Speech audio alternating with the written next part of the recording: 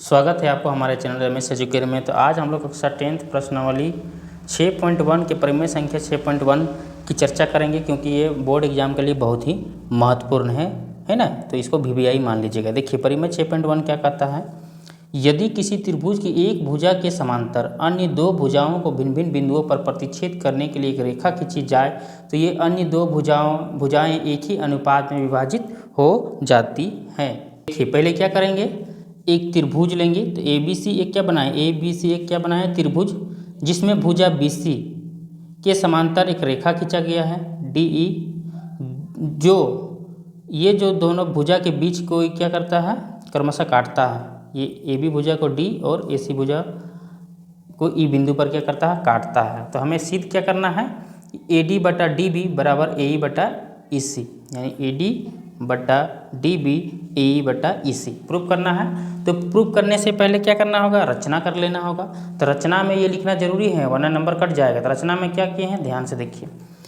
DM जो है लंब है AE पर, देखिए DM ये लंब है किसमें, AE पर, और EN जो लंब है, E और N जो लंब है AD पर।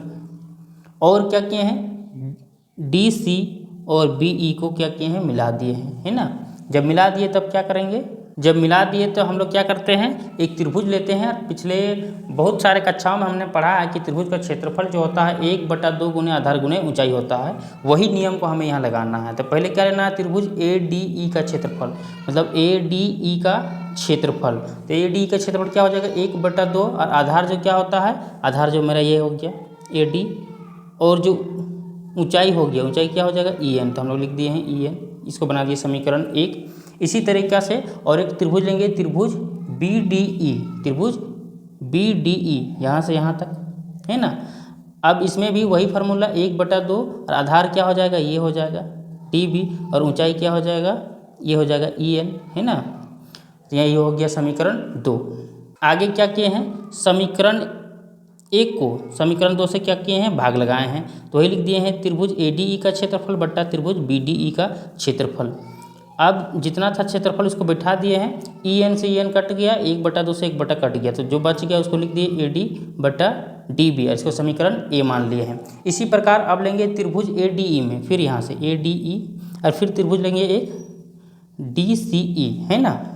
देखिए हम लोग यहाँ लिए हैं त्रिभुज ADE का क्षेत्रफल 1/2, और आधार किसको माने हैं, AE को, है ना। और ऊंचाई क्या है मेरा, DM लिखे हैं। फिर DCE, यहाँ से देखिए DCE, यहाँ से यहाँ 1/2, आधार किसको माने हैं, EC को, है ना।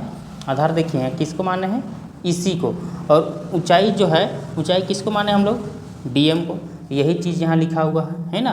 तो समीकरण ये 3 हो गया। समीकरण 4, चूँकि यहाँ क्या है, एरिया देखिए एक ही आधार पर, है ना, एक ही आधार पर अगर दो त्रिभुज बनता है, पिछली कक्षा में हमने पढ़ा है कक्षा 9 में, अगर एक ही आधार पर दो त्रिभुज बनता है तो दोनों त्रिभुज क्या होगा, बराबर होगा। इसलिए त्रिभुज हम लोग क्या किए हैं, त्रिभुज BDE, यहाँ देखिए त्रिभुज BDE बराबर है किसका, त्रिभुज DCE का, है ना।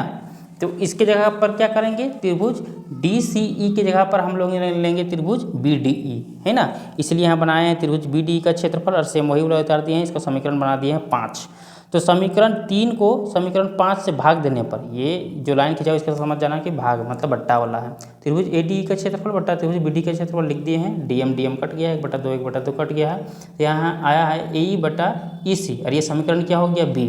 अब क्या करेंगे, समीकरण 1, है ना, और समीकरण A और समीकरण B का तुलना करेंगे। जब तुलना करेंगे तो ये साइड वाला और इधर वाला, है ना, दोनों हट जाएगा। तो बचेगा क्या, जो बचेगा यहाँ होगा AD बटा BD बराबर AE बटा EC। यही तो हमें प्रूफ करना था। तो इस प्रकार हमने परिमेय 6.1 को पूरी तरह से कंप्लीट कर लिया है। अगर समझ में नहीं आया होगा तो वीडियो को बार बार देखिए, क्योंकि ये बहुत ही इंपॉर्टेंट है ना, ये कभी भी आ सकता है।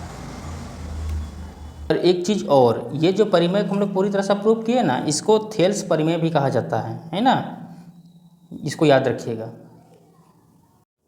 चलिए परिमेय 6.2 का भी हल करते हैं। ये भी बहुत ही इंपॉर्टेंट है, बोर्ड एग्जाम में कभी भी आ सकता है ना। देखिए लिखा हुआ है, यदि एक रेखा किसी त्रिभुज की दो भुजाओं को एक ही अनुपात में विभाजित करे तो वह तीसरी भुजा के समांतर होगा, है ना। दो भुजाओं को एक ही अनुपात में विभाजित करें तो तीसरी भुजा के समांतर होगा। मतलब हम लोग को क्या सिद्ध करना है DE समांतर क्या होना चाहिए BC, है ना। तो दिया हुआ है ABC एक त्रिभुज है जिसकी दो भुजा हैं AB और AC पर दो बिंदु क्रमशः D और E इस प्रकार है कि इसको अनुपात में बांटा है AD बटा DB और AE बटा EC। तो किसके आधार पर हो गया, थेल्स परिमेय के आधार पर। अब हम लोग को रचना करना है, क्या रचना किए हैं, यदि संभव हो तो माना कि D BC के समांतर नहीं है। देखिए D जो है BC के समांतर नहीं है, इसलिए हम लोग क्या किए हैं, अतः DE से एक रेखा DF समांतर BC खींचे हैं, है ना। DE से एक रेखा DF समांतर क्या खींचे हैं BC, मतलब इसके समांतर ये जो AC को F बिंदु पर प्रतिच्छेद करता है। ये AC भुजा है, F बिंदु पर प्रतिच्छेद कर रहा है। प्रमाण हम लोग को देना है त्रिभुज ABC में जो DF समांतर क्या है BC है। तो जब DF समांतर BC हो जाएगा तब क्या हो जाएगा मेरे मित्र, इसलिए AD बटा DB और यहाँ हो जाएगा AF बटा FC। पहला हो गया किसके हिसाब से, थेल्स परिमेय के अनुसार। देखिए परंतु दिया है AD बटा DB बराबर AE बटा EC, ये क्या हो गया समीकरण 2 जो पहले दिया है हमें लिखे हैं। समीकरण 1 एवं 2 से क्या करेंगे, तुलना करेंगे तो ये दोनों हट जाएगा, बचेगा क्या AF बटा FC और AE बटा EC यहीं लिखे हैं। अब क्या किए हैं, दोनों और एक एक जोड़ दिए हैं, तो दोनों और एक एक जोड़ दिए तो दोनों जोड़ने पर लघुत्तम लेंगे तो A प्लस FC बटा FC हो जाएगा, AE प्लस EC बटा EC हो जाएगा, है ना। तो जब AC कट जाएगा तो FC बराबर EC बचेगा, तो इसीलिए लिखेंगे FC बराबर EC। अतः यह तभी संभव है जब F बिंदु E के संपाती हो।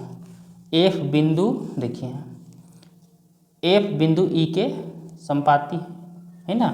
जब ये संपाती हो तब क्या हो जाएगा, DE समांतर BC हो जाएगा, मतलब ये जो DE समांतर है BC हो जाएगा। यही तो हमें प्रूफ करना था।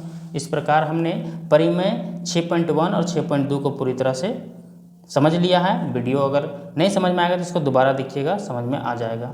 इसी तरह वीडियो पाने के लिए आप हमारे चैनल को सब्सक्राइब कीजिए, लाइक कीजिए, कमेंट कीजिए। धन्यवाद।